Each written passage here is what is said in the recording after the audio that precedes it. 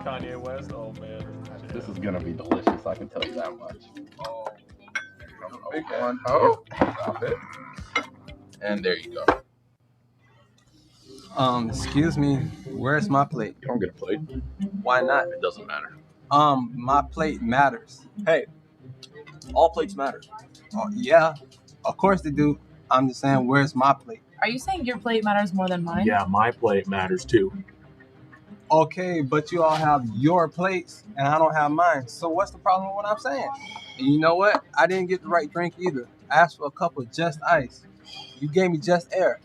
Who the hell orders just ice? I like the way it tastes when it melts. So you want water? No, I want a cup of just ice. What do you You want? don't get justice. Just ice. Well, if I don't get just ice, you don't get a tip.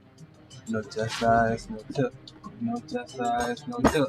No just ice, no tip. Hey, you don't get to deny the waiter his tip. You don't know what he has to go through with these customers. He won't give me my plate.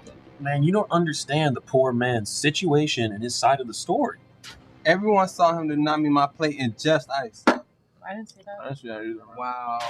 Well, I mean, you have a history of not tipping, so maybe you didn't deserve the just ice. Really, you gonna go there? Okay, you know what? Let's just ask the waiter why he didn't bring the plate and a cup of just ice. Well, he was looking at the menu for a suspiciously long time. I was ordering food. And he tried to reach for one of the straws on my belt. I needed a straw. Give me the straw. Jesus, Thomas! Fuck. What's wrong with you, man? That's enough of that. All right, just chill.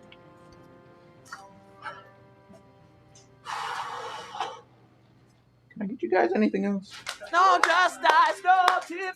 No just ice, no tip.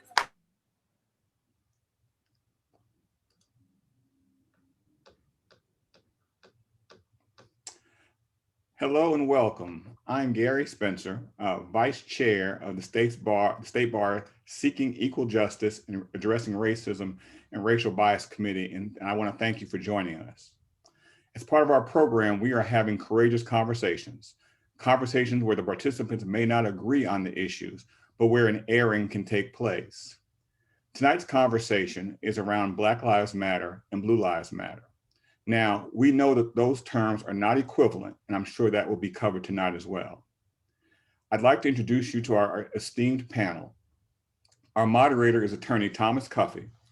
Mr. Cuffey was an Atlanta police detective and worked with the force for 6 years prior to entering law school. He was also an Atlanta city councilman for 12 years and worked with the Maynard Jackson administration around many issues, including police brutality. Attorney Tiffany Williams Roberts is a community activist and is presently Community Engagement and Movement Building Counsel with the Southern Center for Human Rights. Ms. Roberts is a founding member of Black Lives Matter here in Atlanta. And our last panelist is attorney Tasha Mosley, who is presently the District Attorney of Clayton County.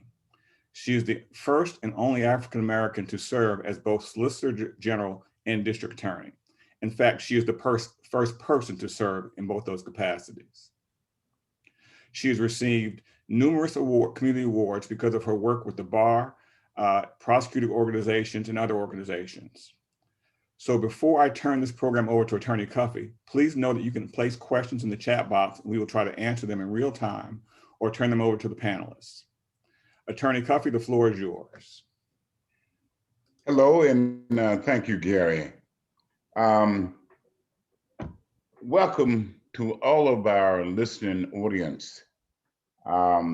This is perhaps a discussion that is most important, other than the issue of the pandemic. Black Lives Matter, and I would say Black lives rather than blue lives, is the most important issue that's facing this nation today.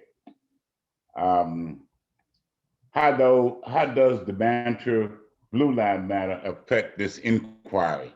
Because as I see it, as I was saying a moment ago, the most important issue to me during my 70 years of life is the fact that Black Lives Matter.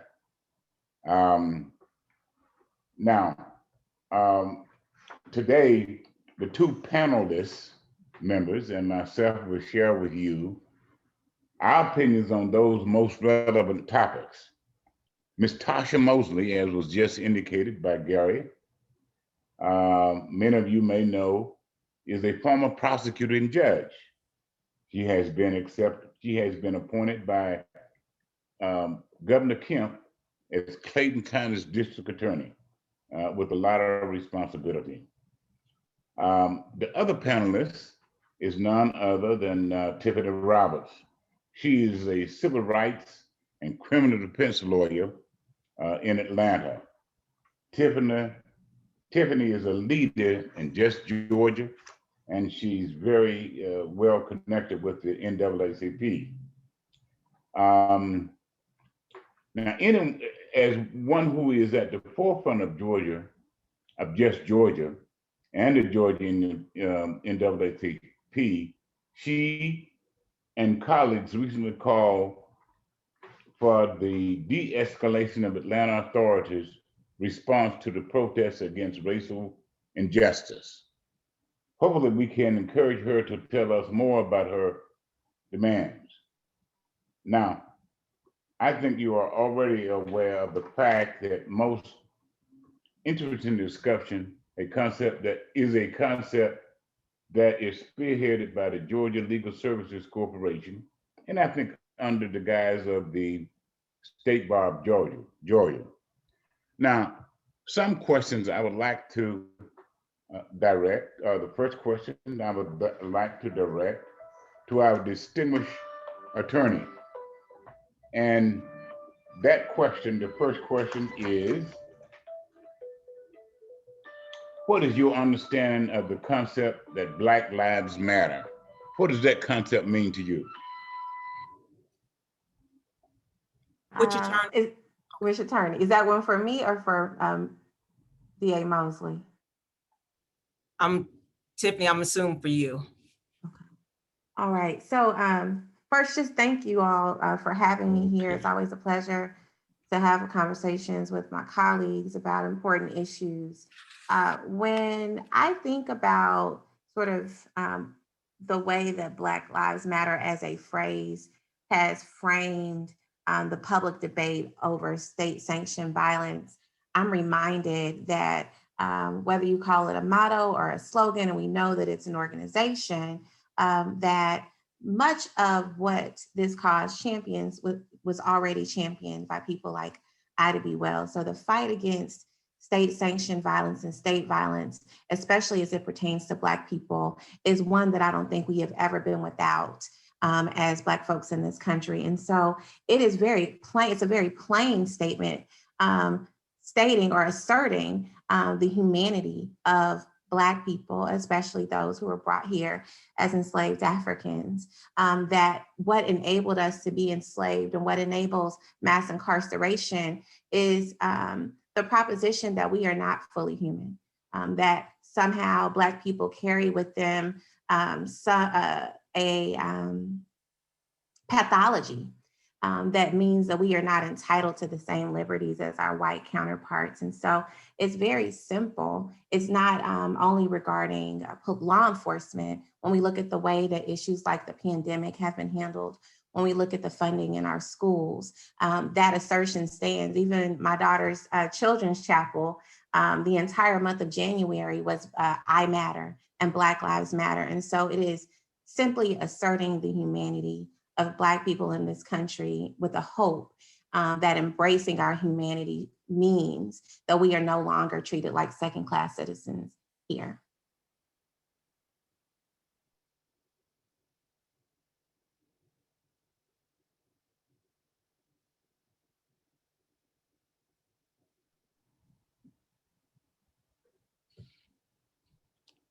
Tasha? Yes. When you hear Blue Lives Matter, as an African-American woman who is involved in law enforcement, but is Black, tell us what you hear when you hear Blue Lives Matter, and especially vis-a-vis Black Lives Matter. When I think of Blue Lives Matter, I think in this term, the way I think about it is that we're actually talking about those men and women who are doing the right things, who are out there protecting the community, protecting everybody's constitutional rights, and are just the ones that that are just trying to protect us. I don't think that Blue Lives Matter is a movement or a term that fits those who are out there abusing their power and that are abusing us and other people of color. So when I think about Blue Lives Matter, I'm thinking that people are talking about those officers, men and women out there every day, putting their lives on the line, doing what's right, not those bad apples. Well, Gary, if you can hear me, I think I'm back in now. Can you hear me? Yes, go ahead, Tom. Okay. If I may, I'd like to follow up on what Tasha just related to you. Can you hear that? Yes. As you well know, I'm having some technical difficulties. Can you hear me now? Yes, sir. Okay. And I'll respond to the whole matter of Blue Lives Matter is that I think it's been a phrase that has been thought up by those who wish to distract from the real issue of Black Lives Matter. I don't think that Black people or people of color in America have a problem at all with the fact that blue lives are important. We all support that. I think that without having done a lot of research, that the distractors who wish to cause us to take our minds off Black Lives Matter designed that phrase so it would distract from the serious conversation of the fact that Black Lives Matter. In Georgia this year, for instance, and by August, there was 59 people who were investigated or for either excessive force by the police or because the police killed them. Blue Lives Matter, that's an orange as opposed to an apple with respect to Black Lives Matter. So I just don't think it rises to the status of Black Lives Matter. But for those who would distract us, I don't even think we'd be discussing it. I would never say that's that. My thoughts on that.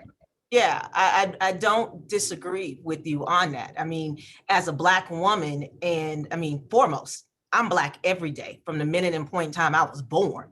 That is something I can't run from, can't get away from, made known that I was Black. Every time I tried for something that were, out against somebody who was not of color, knew that I was a Black woman and very proud of it. But I am also a prosecutor. And so every day I've been confronted with systematic racism from the very beginning. So I'm not immune to it. And I don't disagree with you. It is apples and oranges. Blue lives are police officers. Let's just go with law enforcement. Law enforcement has always been that job that we have always looked up to. When you're a child, when you're told if you get into trouble, what do? You dial 911. You go and you look for a police officer who is supposed to help you and protect you. And honestly, we have not, as Black people, had that protection since the very beginning. There hadn't been a point in time when we can truly say that we have been truly protected by our officers. But as a law enforcement, because honestly, that's what I am. I'm partly law enforcement. I am the head chief enforcement officer. There are Black officers out there that are truly trying to do their best, and they are blue, but they're also Black. And when they take off that uniform, they're Black. And sometimes their badge doesn't even save them from the discrimination. Mr. Cuppy, I think one of my chief investigators, MC Cox. Me and Milton sit around and we talk about the old days. He he basically lets me know what Atlanta used to be, how it used to be run by the KKK, how that was set up in that police department. It isn't gone in 50 or 60 years. None of these police departments has that type of mentality gone, but we are trying. I know my police chief and my sheriff, we meet on a regular basis talking about those things. How do we root out those officers who are not there for any good? And we do our level best. Are we perfect? No, but it's a constant fight that we fight every day. But I would never, ever disrespect my people and say that it's all on the same playing field, because it's not. But we also have to remember that some of those blue lives are Black, and it's a hard job. It is a hard job day in and day out, what we do. Tiffany, why don't you reflect on those remarks for us? Sure. So it's sort of, there's so much to unpack, but I was curious about when the phrase Blue Lives Matter and the hashtag became popular. And when you look it up on Google, the first use of that term was around November of 2014. And it was in November of 2014, in part in response to the Black Lives Matter movement, which started after the acquittal of George Zimmerman for the murder of Trayvon Martin. And when we think about that, we have to recall that George Zimmerman was not law enforcement. Judge Zimmerman was a neighborhood watch president, according to himself. He actually disobeyed orders of the dispatcher, disobeyed the orders of law enforcement, but he has been lifted up sort of as an icon of Blue Lives Matter, because Black Lives Matter is not only seen as an affront to law enforcement and the power of law enforcement. Black Lives Matter is seen as an affront to the rule of white supremacy as codified in our laws, and as it permeates our ordinary policies and practices throughout our government. The latest spike in the use of hashtag Blue Lives Matter was after the siege of the Capitol on January the 7th. And what we saw on January the 7th was the same crowd that would have assailed the protesters who were supporting Michael Brown or George Floyd or Ahmaud Arbery. Those same people were tasing police officers at the Capitol. Those same people were beating police officers with fire hydrants, because in fact, their cause is not to back, because before it was Blue Lives Matter, it was back the blue. Their cause is not to back the blue. It is to uphold systems that disproportionately harm Black and Brown people. It is to uphold systems that exact social control in our communities to an extent that we are not allowed to live with the same freedoms as many other communities. And so, I think the whole idea of a blue life is a fiction. It is a fiction that has been, is a fabrication of white supremacy. Because if we are, as a country, to say that we are the leaders of the free world, and we still imprison 25% of the world's prisoners, but we're the leaders of the free world. If we are the leaders of the free world, and we believe that the single most important, and I'm not saying that D.A. Mosley is saying this, but many believe this, that law enforcement is the glue that holds together our society, not our teachers, not our school counselors, not our doctors, not our mothers and our fathers and our aunts and our uncles. But if we are to accept this premise that somehow there is a blue life because choosing to be in law enforcement sets one apart, we don't even give a name to soldiers. They don't have a color. Their lives don't have a color. And so, my position is that the idea of blue life is a fiction that we have to disrupt, right? We have to dismantle this idea that somehow a badge and a gun means that one profession is more deserving of respect. Ida B. Wells said, the ones who commit the murders write the reports. And we have to acknowledge the racist history of policing in our country. There are FBI reports from present day about the number of white supremacists that populate our military and our police forces. We have seen members of the National Guard removed from their posts pre-inauguration.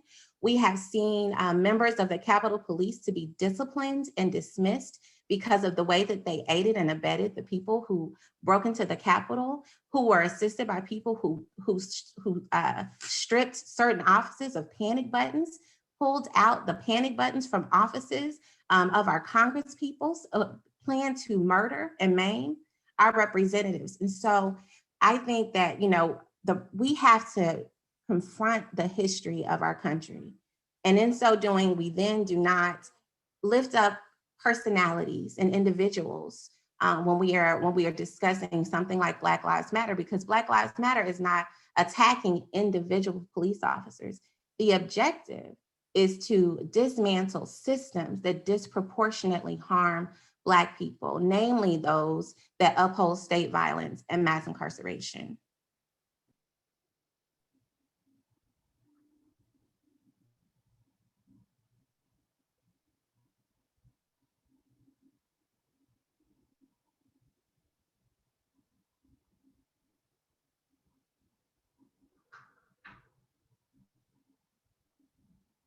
Mr. Cuffey, we hear you.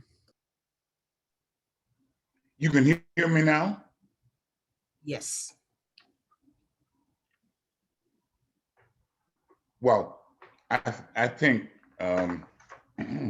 first of all, that the points that were made by Tiffany just a moment ago are right on. And I think that's what I was suggesting when I said that Blue Lives Matter is a phrase or a term that serves, try to serve as a distraction to Black Lives Matter. That's a very serious and important subject, and probably, as I said, one of the most important subjects that I've discussed since I've been alive. Now, I don't know how far you folk went in terms of discussing the issue, but one question that I have is, do you think that most people have the same understanding of the phrase Black Lives Matter that you have, Tisha? Do you think most, am I not muted? Okay. What was your question again? Do you think most people have the same Understanding or definition of the word or the phrase Black Lives Matter? Because Black Lives Matter, the way it is defined, not all people of color see it as the same thing. Some people have lives matter, while others may have an understanding of what Black Lives Matter. What is Tisha's concept of what Black Lives Matter means? For me, Black Lives Matter, the movement is, for me, a continuation of the civil rights movement, carried on by a younger generation. We are tired. We are tired. We are not a second-class citizen.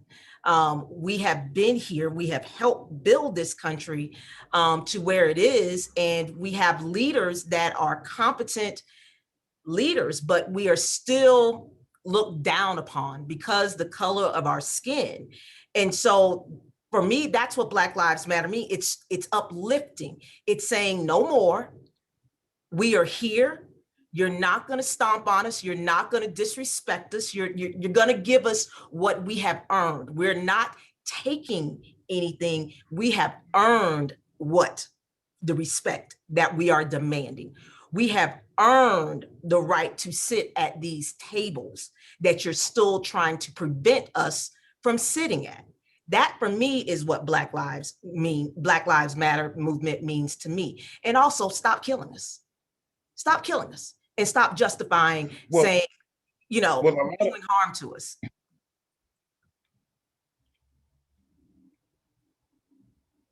Did you have something else? Because that's my understanding, my definition of what Black Lives Matter is. We're dying. We're dying disproportionately. We're dying disproportionately at the hands of some people who carry a badge and who's supposed to be protecting us, and they're not doing it. They're just not doing it. I see there's a question. Well, if I'm heard now, Yes. if I'm heard now, Tisha, and I'm directed this to Tisha Roberts. Oh, I'm sorry. Does the fact that Black Lives Matter is a part of, I mean, people consider it to be part of defunding the police, does that, is that a part of what you concede to be Black Lives Matter? So there was a lot of fuss, right, this summer over the campaign launched by the Movement for Black Lives called Defund the Police. And, you know, that campaign is just another way to say what organizers have been saying for a long time, which is divest, invest, right? Divest from policing and invest in the services that communities need in order to be safe. What research demonstrates is that there was some progress, very modest progress, if there is any, related to the 1994 crime bill. Meaning, I didn't even want to call it progress, that as incarceration rates rose in some ways, property crime rates went down. There is no data to support that the 1994 crime bill actually impacted violent crime. But during the 80s and the 90s, police budgets began to grow to proportions that are really out of sync with the rest of the world. Police budgets in many places account from anywhere from 30 to 40% of city budgets. And this has even been the trend, even though crime continues to go down.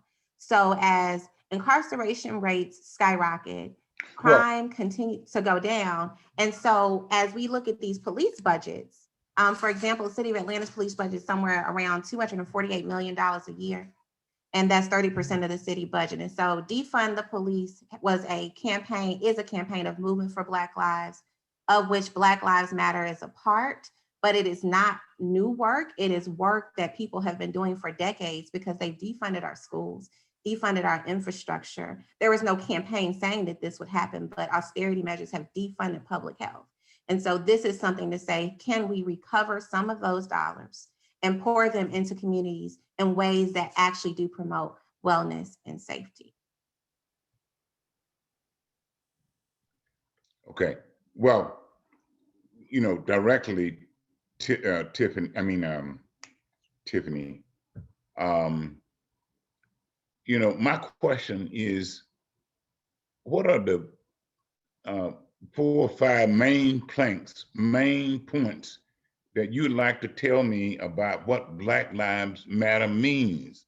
Does it mean defunding the police?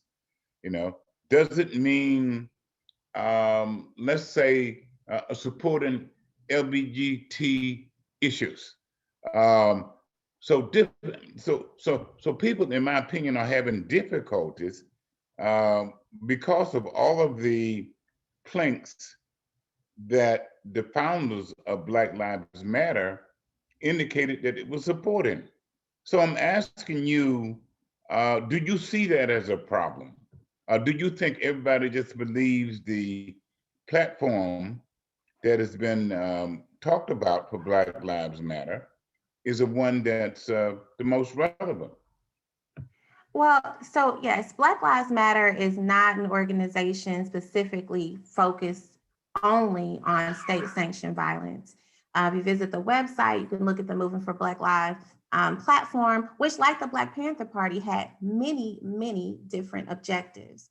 We come to this work knowing that we have whole communities full of whole human beings. And what that means is It's all of us or none of us. That means that we don't leave anyone behind because they're disabled. We're not leaving people behind because they're queer. We're not leaving people behind because they're poor. We're not leaving people behind because they don't have health care. And what that means is that we have to have policy and agenda items that address the fullness of what it means to be Black in this country. We have federal legislation co-sponsored by Ayanna Pressley called the Breathe Act, that is a multi-pronged omnibus bill that would address mass incarceration, but would also address immigration and healthcare. And so the limitations that people attempt to put on Black Lives Matter because they only want to talk about state violence, I think is an unfair one. It's not one that we imposed on SNCC. It's not one that we imposed on SCLC, and it's not one that we imposed on the Panthers. So certainly young people in this leaderful movement can come to the table with a broad spectrum of demands that leverages the expertise that we have across this country. And so I don't really think that people have difficulty understanding it. I think people have frustration because they are not allowed to mold this movement from the outside to be something that it isn't. Okay, let me direct this question to Tasha Mosley, though. How important do you think or believe that video cameras have become in explaining to this nation that there is white supremacy that is reigning? And do you think we would have been where we are now without the video cameras that everyone seemed to have? Yeah, I love video cameras. I love it. It makes my life a lot easier. It is what it is. The video does not lie as far as what is taking place. It is, I think for me, what the video cameras have shown for me is that dealing with racism, that hadn't gone. I think there was a period of time where we thought when we elected Barack Obama that we had arrived. You know, we held the highest land in the office of the nation that is supposed to be the freest nation of the world. Everybody wants to come to America. People come here on boat planes, you know, losing their lives trying to get here. So I think we were lulled into this false sense of security that we had finally gotten over that hump, that we all loved each other regardless of color. And what our video cameras have shown us is that that was a lie, that America has a lot of work to do. And honestly, what we have to ask as Americans is why? Why does the color of my skin scare you? Why? Because I ask myself that over and over and over again, because my nephews and my nieces, but especially my nephews, have asked me, Aunt Tasha, why? And I can't explain it. That is one question, because I am Black. So it takes a brother or a sister that is lighter than me, that is not a minority, to tell me what it is about the color of my skin that scares you to the point that you abuse me, kill me, and try to continually hold me down when I help build this country. It's just something that has to be answered. That's the question. Once we get that question answered, then maybe we can start moving forward, because maybe we can start changing people's thought processes. You know, it's a wing and a prayer at this point in time.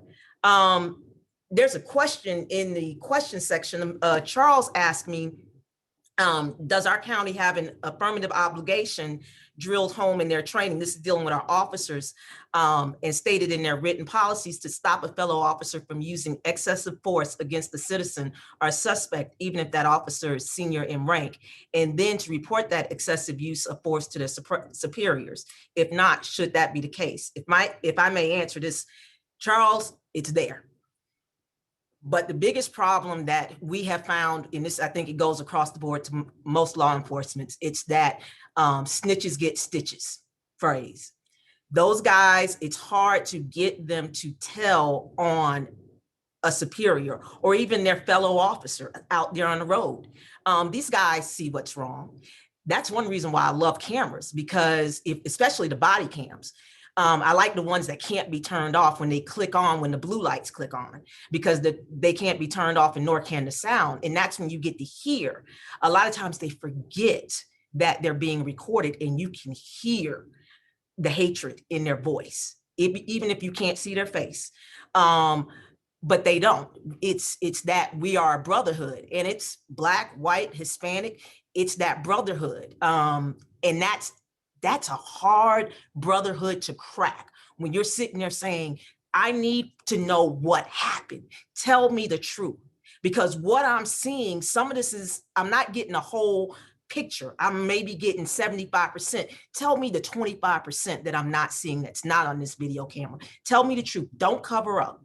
And that's the hard part, because you can you can write it down, but Lord knows if they don't tell you the truth, it is a constant uphill struggle and a battle. And what I am blessed with is that I think I have one of the best chiefs of police and one of the best sheriffs in the county. And when I say we come together and we do our best. And if I see or smell something, or even my prosecutors, they bring it to me, and I bring it to my chief, and I bring it to my sheriff, and action is taken immediately with those individuals. But it's hard. Charles, I would like to say it's easy, but nah, it's hard, because now we're telling them to tattle on their friends in this environment in which they depend upon each other out there in the community to have their back. I hope I answered your question. Tom, there's a question in the chat box. And the question is, if police funding is redistributed toward essential services, such as housing, education, employment, or mental programs, does the funding prevent or reduce crime? Tiffany, if you can go ahead and answer that. Sure. The answer is yes. There are a couple of places where we can look that prove that divesting from policing and investing in communities is effective. If you look at the city of Eugene, Oregon, years ago, they started a program called Cahoots. And Cahoots was a civilian-run emergency response unit that would respond to people who are in crisis, not necessarily people who are in crisis where a firearm was involved. In fact, firearm crimes are like the minority of crime. But people who are maybe having mental health episodes or other issues. You know, people call the police for any number of things. There's someone sleeping outside of my business who doesn't have shelter. You know, there's someone who is in my store and I've asked them to leave. There are all kinds of things that cause police to respond to scenes. And many times they respond to scenes to people who are experiencing, who have unmet mental health needs, or they're experiencing poverty or addiction. And in Eugene, Oregon, what they saw was that crime went down. There are many other cities who have implemented policies and programs for there to be non-law enforcement responses to crisis. Today, Atlanta launched a non-law enforcement crisis response unit in zones 5 and 6. It came out of the Atlanta Fulton County Pre-Arrest Diversion Program, which is a program that I had the pleasure of serving on the design team, and I sit on the advisory board, where they, law enforcement can arrive to a scene, determine that there's probable cause for an arrest, and instead of arresting the person, they can call PAD. PAD comes out with what they call a care navigator. And instead of the person being taken into custody, and this isn't just for nonviolent crime, this isn't just for drug offenses, this is for any offense when the officer determines that the root cause of the offense is poverty, addiction, or an unmet mental health need, as long as the person who has an unmet mental health need is competent to agree to be in the program. And so what data shows is that when communities have what they need, crime goes down. And also the data demonstrates that crime has been at historic lows for a very long time. Because of the pandemic, we were seeing spikes in crime in certain categories. But you know, we should never legislate to anomalies. We shouldn't be legislating to the pandemic with laws that we will be stuck with, right, for the duration. And so I would encourage you to look into the pre-arrest diversion program in Atlanta. I would encourage you to look into the Cahoots program, the LEAD program in Seattle. There are so many to name in these progressive jurisdictions but they're not free. And the other thing that we need to remember is one of the crimes we're trying to prevent is police violence against our communities. Data demonstrates that the more saturated communities are with police, the more likely members of that community are to experience police violence. The more military equipment funded by the police departments, the more likely violence at the hands of police citizens will experience. And so when we think about harm, or if you like to call it crime, those things are best.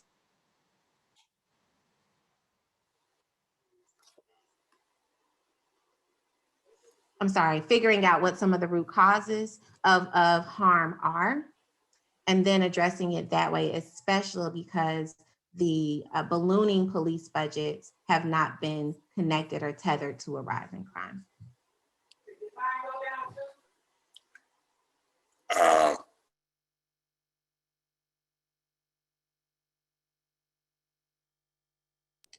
If I could just jump in to piggyback off what Attorney Roberts has been speaking about, here in Clayton County, we have reached out into the community as a DA's office in conjunction with our police department and our sheriff's department, going out into our various zones, attempting to make that contact with the public so that they understand what we're there for, that we are really there to be their friends, and just there for protection. Like when you call 911, it's somebody breaking into your house. It's an education. And honestly, we have these blunt, we call it bias and beliefs talks. And it's brutal sometimes. It's brutal sometimes when you get out there because the community tells you exactly what they think of you. And you might not necessarily like it on a Saturday morning when you hadn't had your first cup of coffee. But we sit there and we take it, and we take their suggestions because they tell us what we are missing or what we're doing wrong. And we sit there and we try to come up with strategies to make our community safer and be responsive to the needs of the community. But Ms. Roberts is absolutely right. There's a lot of need. Like we need mental health, money for mental health, because we have a lot of people that are mentally ill, either from substance abuse or organically, but there are no state services out there. Those state services started being cut, I think, under Purdue, if I'm right, Ms. Roberts. Like a lot of the state hospitals that were there for the mentally ill that were set out throughout the state, they basically closed it down to four mental health hospitals for those who don't have the money in the entire state. We have 159 counties. They have here in Clayton County, I think we have a huge number because of Hartsville-Jackson. As Solicitor General, I saw it every day. You're finding, they would come in and you're like, jail is not for them. What can I give them? And there was some places in the city of Atlanta that we would try to take them to get help, get back on their medication and stuff, because a lot of times too, we found that the family members were getting the Social Security check and they'd let them go. They'd go, and the first place these individuals went was Hartsville-Jackson because it was warm. It was a place that you can get a meal, you could sleep. And because honestly, Hartsville-Jackson is a city within a city. So we have to direct more funds to those public services, the mental health, the drug addiction clinics, job training, how to interview. Everybody's not college is not for everybody. So what about those technical schools, teaching them how to drive a forklift, stuff like that, how to work in a warehouse or whatever. Those are the type of jobs or type of things that we need. We need to get back to those blue collar technical training. And I think that once we do that, then I think that we have an opportunity to make this country a little bit better, and we also need to increase the minimum wage. We have to give people a living wage, because if you can't get by working 40 hours a week and sometimes working plus because you're working a part-time job, you're gonna do things to live, to survive, just to get the basics. So America's got to open up our eyes and stop this foolishness, sitting there thinking somebody can survive off of $7.35 or $10 or whatever it is. I don't even know, honestly, if 15 is a livable wage. with the way rent goes up every time I'm shocked as an older woman sitting there. I couldn't afford an apartment in Atlanta right now on $15 an hour. I'd still be living with my mama. And nobody wants to do that. So we have to, in America, we have to get out of our own way and just admit our faults. We're not the land of milk and honey. We're a little bit above, but we're not the land of milk and honey. We've got to pay people what they're worth, what their value is, and be okay with the profit margin that you might be getting on your stocks going down a little bit, because we're paying people for the hard work that they do. And I think if we do that and invest back into our community properly, then we'll be okay. But that's, once again, a very hard conversation to tell America, we're going to take money from you to put here. There's another question in the chat asking the panelists to discuss House Bill 838, which adds law enforcement as a protected class. Tiffany, if you want to go first and followed by Tasha. Sure. House Bill 838 was a response to the support for 426, which was our hate crimes legislation. Many of you probably know that Georgia had a really hard time passing any hate crimes legislation for a very long time. And then after the killing of Ahmaud Arbery and during this summer of uprisings, legislators began to embrace this idea of passing some hate crimes legislation. So what happened is that officer protections were originally added to 426. And many of the protections in 426 were actually much more egregious than what we ended up with in 838. It would have given officers accused of killing a civilian the option to choose where they were going to be interrogated, when they were going to be interrogated. They would have had the right to review all reports and videos before their interrogation. And ultimately, that language was negotiated out of 426, and much of it made it into House Bill 838, which was a bill that was really, innocuous before that language was added. And it created a right to sue for law enforcement and law enforcement agencies who essentially would claim sort of like a defamation claim that a person either accused them of something, some kind of misconduct for which they were not responsible. And I don't even think that there is a malice element in 838, but I could be wrong. I haven't looked at it in a while. But what that entire process demonstrated was that just the thought of an enhanced penalty for hate crimes, for the idea that someone who might target an Ahmaud Arbery because he is Black, that there might be some enhanced penalty for him, triggered in many Georgians and many of our legislators the need to balance the scales, when again, Ahmaud Arbery was not even killed by a law enforcement officer.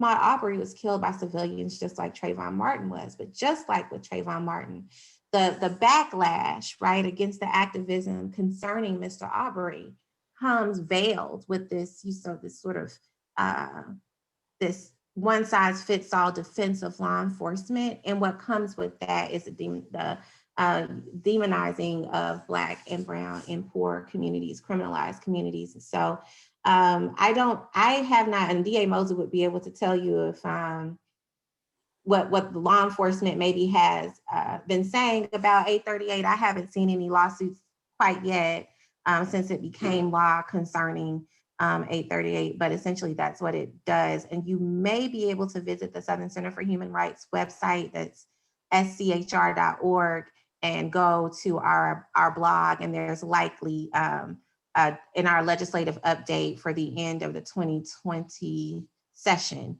there should be a summary of 838 there. And I haven't heard much speaking with the law enforcement here in Clayton County, anybody really talking about 838.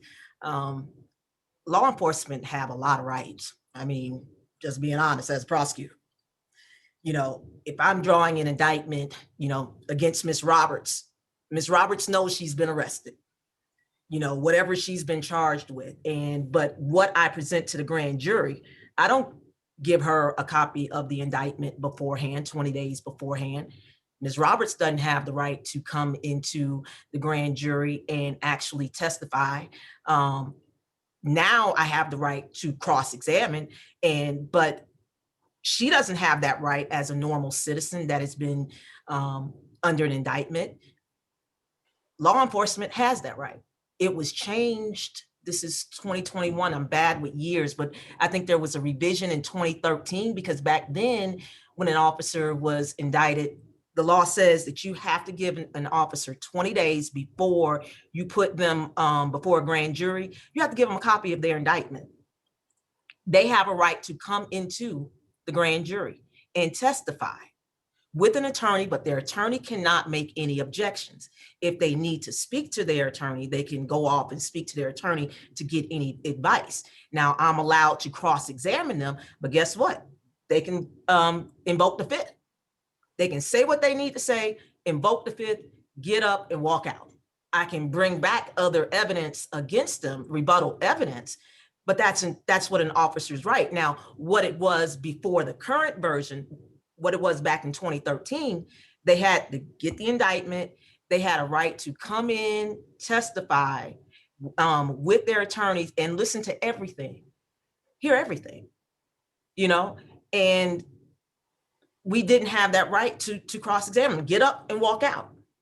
And so there are a lot of rights that officers are afforded. And when I saw 838, I was just like, yeah, they kind of, when you think about it right now, it's not codified what they have the right to do. Think about, well, for me, I know what they do, but like if there's an officer involved shooting, they see the reports, they get to look at things, they make their statements.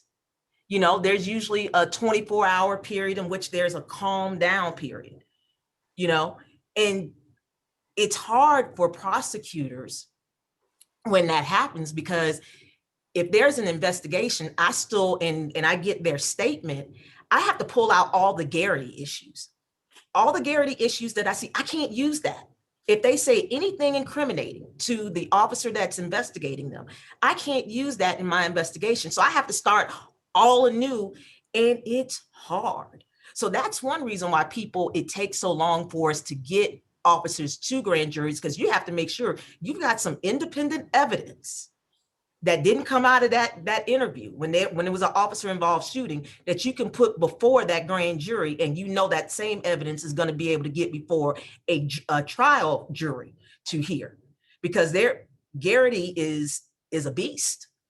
In my opinion, it's a beast when you have to deal with it, and that's why it takes so long. I have several that I've had to divide up and sit there and say, okay, pull out the Garrity issues. Now these two investigative teams, you're separate. Go find me evidence that it either happened or it didn't happen, and then report back to me. And it's hard. It's a long, tedious process.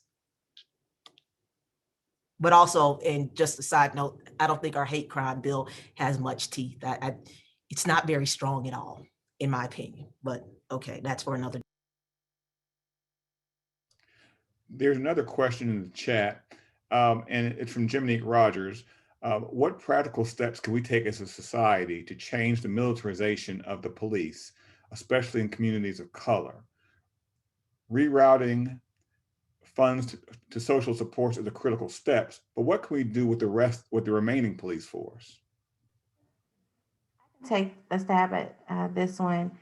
So there is already proposed legislation in the BREATHE Act that would prohibit the selling, or I guess that's what you would call it. So the way that the federal government gives the military hand-me-downs to law enforcement agencies. And so the one way is for there to be federal legislation that removes the incentive for that to happen.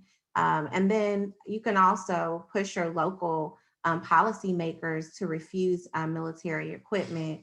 You can probably, I could probably paste the source for you in the chat, but there are cities around the country who are, Minneapolis, for example, urging their police forces. Really in truth, how many police forces need a tank, right?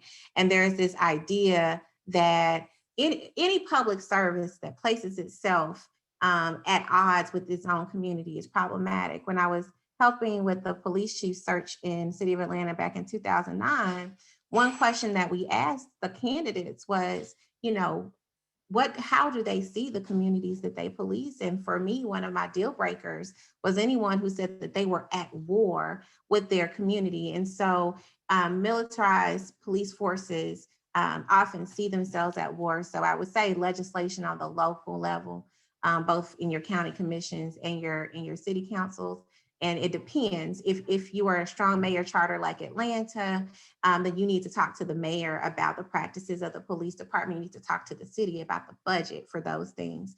If you're in a unified city government or unified government where it's the commission, the county and the city together, your request might look a little bit different. Sometimes you go to the city manager, but it's possible to get at it from both directions. And the state could have a role in, the state legislature could also have a role in that. But I would say primarily the people giving you the tanks, right? Address that. And then also address the agencies accepting the tanks and the tear gas.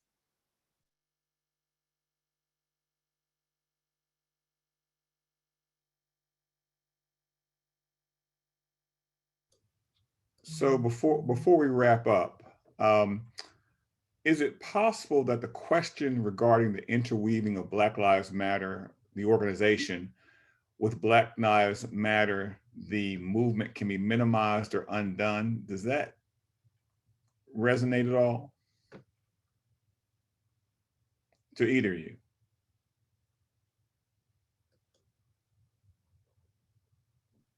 Anything can be undone.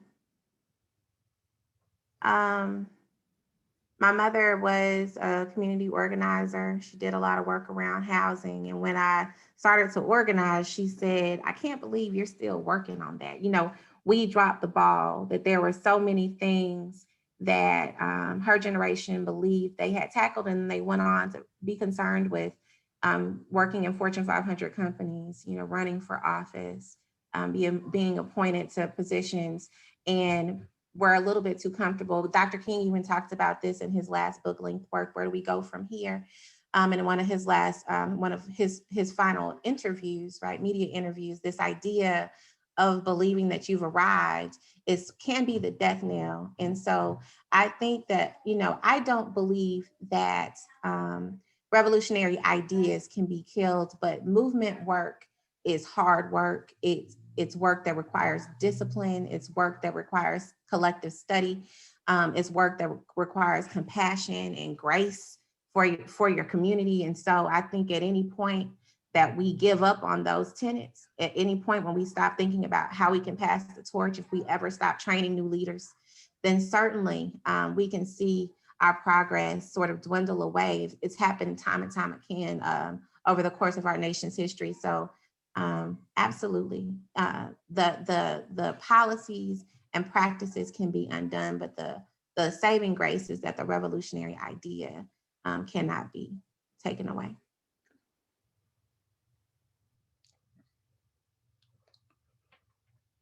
All right, well, it is 6:59. I want to thank Attorney Cuffey for his moderation.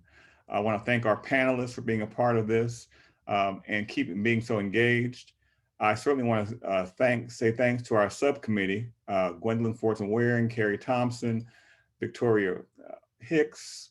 I'd be remiss if I didn't say thank you to Dawn Jones, our State Bar President, who under her leadership had this committee established as a standing committee because of in large measure because of the George Floyd murder.